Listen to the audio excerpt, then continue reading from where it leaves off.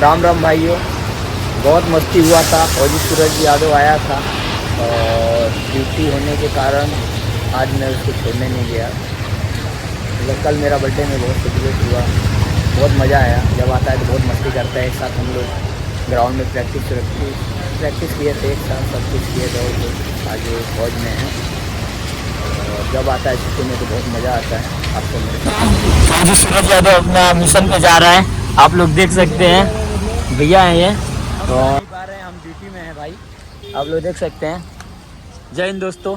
जय हिंद। और सागर और अविनाश छोड़ने जा रहा है और सामने इंदल भाई है। और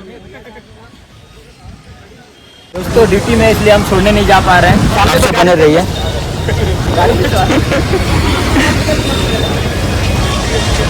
चलो जाओ जाओ जाओ, फिर 6 महीना बाद मिलना। Bye bye, Tata.